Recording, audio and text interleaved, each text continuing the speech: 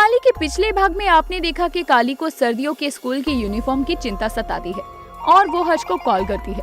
हर्ष सपने से बाहर आता है। दूसरी तरफ भैरव के अंदर नकाब वाली से अपने बेटे की मौत का बदला लेने की आग भड़कती है और नकाब वाली को बुलाने के लिए वो गांव के कुछ बच्चों को चॉकलेट खिलाने के बहाने उन्हें पेड़ से बांध देता है। जिन्हें बचाने के लिए काली नकाब वाली का रूप लेकर आती है और अपना नकाब भी हटाती है तो उसे अपने घर की खिड़की से भैरव देख लेता है और गांव में सभी को काली की सच्चाई बताने के लिए इकट्ठा करता है। पर काली इस बात से अनजान थी, लेकिन सच्चाई बताने से पहले ही दिल का दौरा पड़ने से उसकी मौत हो जाती है। घर पहुंचने पर सुंदरी काली को उदास देखकर अपने जादू से एक हरा भरा बगीचा प्रकट करती है। अब आगे गरुड़ा अपने सिंहासन पर बैठा हंस रहा था। उसको ऐसे हंसते हुए देखकर विष्मिता गरुड़ा से कहती है, गरुड़ा, वो समय कब आएगा जब तुम। विष्मिता ये बोल ही रही थी कि तभी उसको ऐसा महसूस होता है जैसे उसके पीछे कोई खड़ा है। विष्मिता पीछे मुड़ती है तो उसको पीछे कोई भी दिखाई नहीं देता। अब एक बार फिर विष्मिता गरुड़ा की तरफ मुड़ती है, जहाँ वो देखती है कि गरुड़ा के सिंहासन के पीछे एक भयंकर सा सांप अपने फन फैलाए खड़ा था। उसे देखकर विष्मिता हैरान होकर कहती है, ये तो। हाँ, यही है इस खेल का अगला मोहरा, मेरा बाया हाथ नागार्जुन। ये उस शक्ति को ढूंढने में जरूर कामयाब होगा, क्योंकि मुझे नागार्जुन पर पूरा विश्वास है। ये मुझे कभी निराश नहीं कर सकता। गरुड़ा, पर नागार्जुन को भेजना क्या सही होगा? मेरा मतलब है कि नागार्जुन इतने समय बाद तो उठा है और उसके उठते ही तुम इसको वहाँ उस शक्ति के पास भेज रहे हो।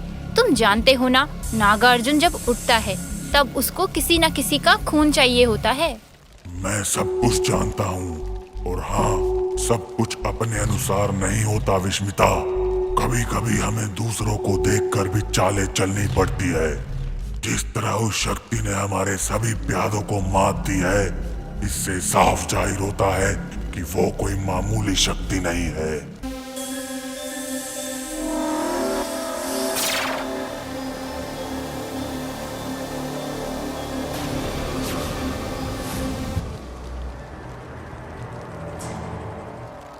विष्कन्या और गरुड़ को मेरा प्रणाम। अब जब आपने मुझे इतने समय की नींद से उठाया है तो जरूर विशेष कार्य ही होगा जो मेरे अतिरिक्त कोई नहीं कर पाएगा।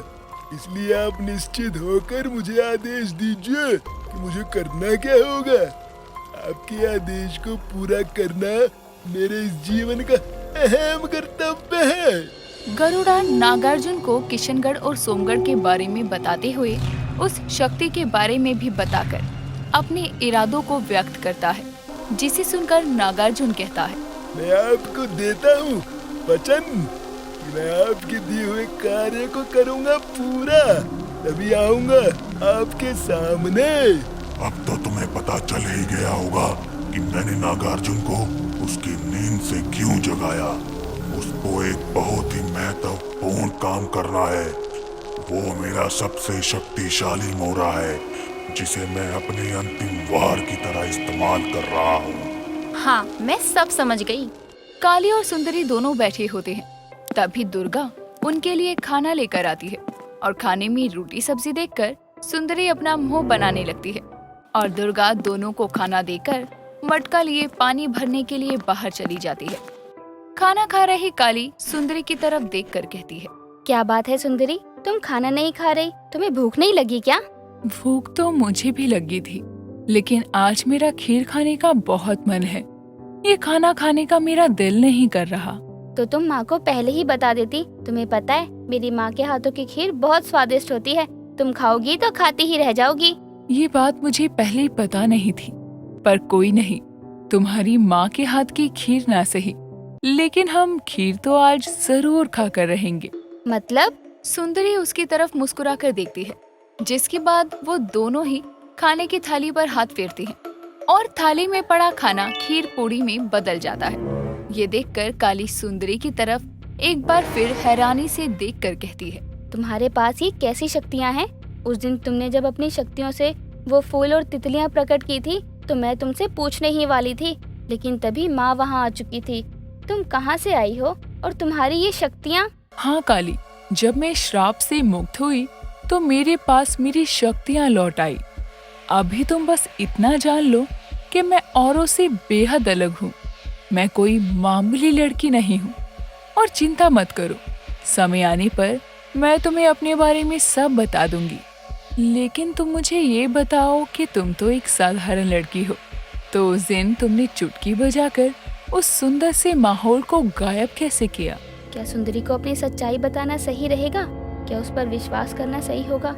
नहीं, अगर ये भी औरों की तरह निकली तो? तुम ऐसा क्यों सोच रही हो काली? जैसा तुम सोच रही हो मैं वैसी बिल्कुल भी नहीं हूँ। क्या तुम मुझे नहीं बताना चाहती? मैं क्या सोच रही हूँ ये तुम्हें कैसे पता चला? इसका मतलब तुम मेरे मन की बात सुन सकती हो? हाँ काली, लेकिन तुम चिंता मत करो। तुम मुझे नहीं बताना चाहती तो कोई बात नहीं। और हाँ, तुमने मुझे श्राप मुक्त किया है काली, और तुमने मुझे श्राप से मुक्त कर मुझ पर बहुत बड़ा एहसान किया है। इसीलिए मैं तुम्हें कभी कोई नुकसान नहीं पहुंचाऊंगी। सुंदरी की बातें सुनकर काली उसकी आंखों में देखती है तो उसे एक सकारात्मक ऊर्जा का एहसास होता है, जिसके बाद काली उसे अपने बारे में सारी बात बताती है।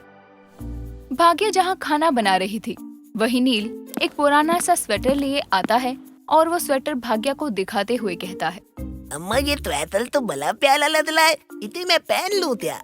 प्यारा तो लगेगा ही, तोहरे बाप का जो है, पर ये तो को कहाँ से मिल गया? इको तो हम संभाल के रखे थे। कपड़ों के बीच में फला हुआ था तो मैंने उतार लिया, तोता नहाने के बाद इसको पहन लूंगा। कब? अगले जन्म में। काहे कि जाड़े के चलते तू और तेरे ये दोनों भाई पिछले 5 दिनों से नहीं नहाए हो। अरे बड़े आए नहाने वाले। अरे अम्मा, तली तो अपने तैले पर मैंने पानी की 2 बूंदे तिलकी थी।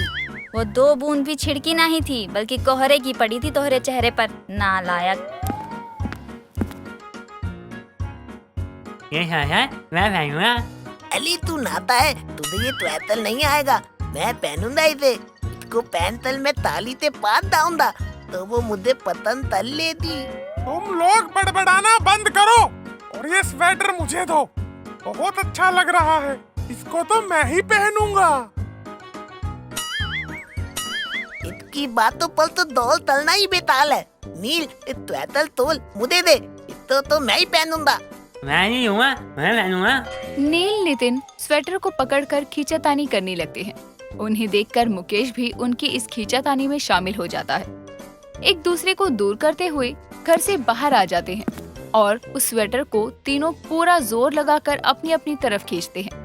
आसपास से जाते हुए गांव वाले तीनों को ऐसे देखकर हंस रहे थे। तभी वो स्वेटर फट जाता है और उसके 3 टुकड़े हो जाते हैं। उस स्वेटर के 3 टुकड़े देखकर भाग्या कहती है, हाय दैया नलायको, बाप के टुकड़े, हमरा मतलब अपने बाप के स्वेटर के चिथड़े कर दिए। ना जाने कौन घड़ी में जन्मे हो। तुम तीनों में से किसी एक के पास भी दिमाग नहीं है। तो ये बात नहीं अम्मा, स्वेटर तो पुराना ही था, अच्छा हुआ पद्या। अब आप मेरे लिए नया स्वेटर बना देना। आप तो आती है ना बुनाई। हाँ काहे नहीं, लेकिन उससे पहले हम करेंगे तोहरी धुनाई। इतना कहकर भाग्या पास में पड़ी एक छड़ी उठाती है।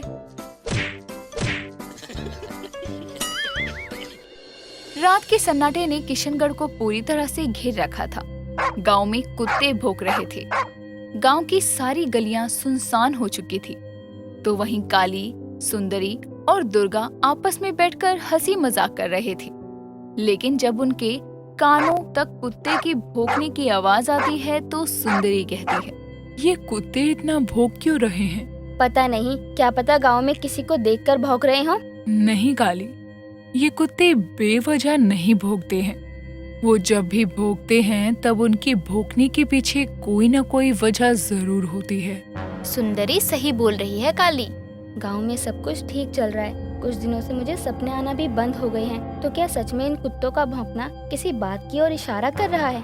काली के मन में कई सारे सवालों का घेरा था और काली के जैसे ही सुंदरी भी सबके मन की बातें सुन पाती थी।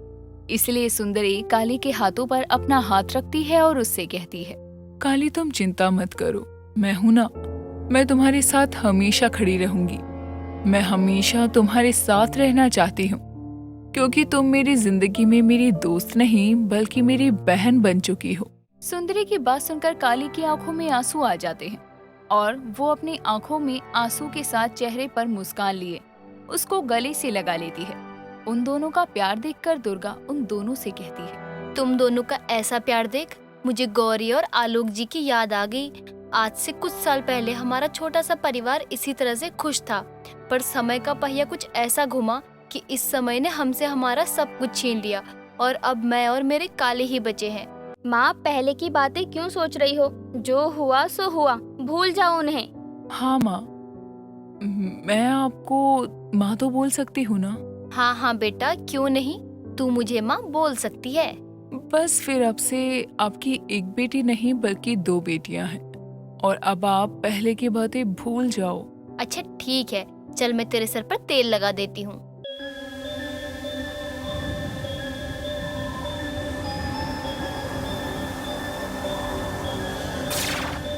इतना बोलकर दुर्गा अपने हाथों में एक कटोरी के अंदर तेल लाती है और थोड़ी देर बाद दुर्गा अब सुंदरी के बालों में तेल लगाने लगती है। तो वहीं दूसरी तरफ किशनगढ़ के सुनसान रास्ते पर तेज हवा चलती है। तो ये वो गाँव है जहाँ पर वो शक्ति रहती है। आखिर वो कौन है ये तो नहीं जानता, पर हाँ, वो जो भी है उसके बारे में बहुत जल्द मैं लगा लूंगा पता। नागार्जुन अपने अर्धनाग रूप में खुद से ये बातें कर रहा था कि तभी उस नाग की नजर गांव के एक आदमी पर जाती है जो कि अपने घर के बाहर खाट पर सो रहा था। उसको देखकर नागार्जुन कहता है, मुझे अपना पेट भरने के लिए कहीं बाहर जाने की कोई जरूरत ही नहीं पड़ी, क्योंकि मेरा शिकार तो मेरे सामने ही रहा है। सो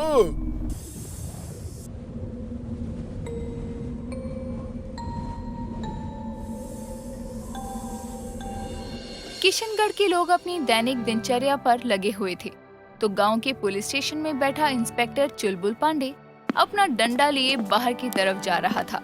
तभी एक कांस्टेबल दौड़ता हुआ आता है और कहता है, साहब, एक आदमी की लाश मिली है गांव के जंगल में। लाश जंगल में? इन गांव वालों को भी ना जाने कितनी दफा कहा है कि शाम होने के बाद जंगल के रास्ते ना आया जाया करें, पर नहीं, ये तो खतरों के खिलाड़ी हैं। निकल पड़ते हैं जंगल में सैर सपाटे के लिए। मिल गया होगा कोई जंगली जानवर। साहब, उस आदमी का पूरा शरीर नीला पड़ा हुआ है। लाश को लेकर पोस्टमार्टम के लिए अस्पताल पहुंचो, मैं भी वहीं आता हूँ। और हाँ, किशनगढ़ के सरपंच और सचिव जी को भी खबर कर देना। जी साहब। पंचायत ऑफिस में काली बच्चों की सर्दियों की स्कूल यूनिफॉर्म लेने आई हुई थी, जिन्हें कान्हा एक थैले में भर रहा था। तो कृष और गुलशन उन यूनिफॉर्म का हिसाब किताब देख रहे थे। तभी कांस्टेबल वहां आकर सबको लाश मिलने की खबर करता है, जिसे सुनकर कृष चौंकते हुए कहता है, लाश? किसकी लाश? लाश की पहचान के लिए इंस्पेक्टर साहब ने आपको और सचिव जी को अस्पताल में बुलाया है, इसलिए जल्दी चलिए अस्पताल में। गुलशन काका, मैं भी आप दोनों के साथ अस्पताल चलती हूँ। हम भी चल ही लेते हैं, कहा पता किसका लाश मिला है। गुलशन, काली, कृष और कान्हा अस्पताल पहुंचते हैं तो वहां उन्हें पांडे मिलता है, जो उन्हें अस्पताल के कमरे में लेकर जाता है जहां उस लाश को रखा गया था। पांडे उस लाश के ऊपर से सफेद कपड़ा हटाकर कहता है, इस आदमी को पहचानते आप लोग?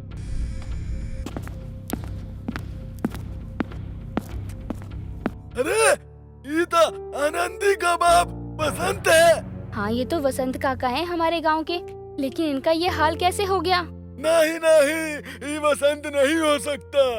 सरपंच जी, बुढ़ापे का असर हो रहा है आपकी आंखों पर।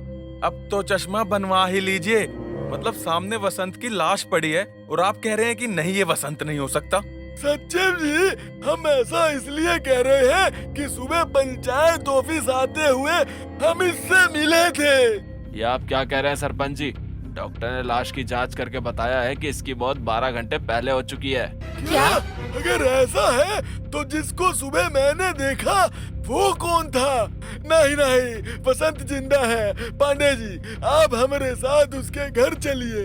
हाँ इंस्पेक्टर साहब, अगर गुलशन काका ने वसंत जी को देखा है तो आपको भी एक बार चलकर जांच कर ही लेनी चाहिए। ठीक है। गुलशन, कान्हा, काली, पांडे और कृष अब हॉस्पिटल से सीधा मधुबाला के घर जाते हैं। देखना न भूलिए काली द वुमेन वॉरियर सीजन 2 के चटपटे और मजेदार एपिसोड सिर्फ और सिर्फ हमारे चैनल पर। और साथ ही साथ हमारे चैनल को लाइक, शेयर और सब्सक्राइब करना बिल्कुल ना भूलें।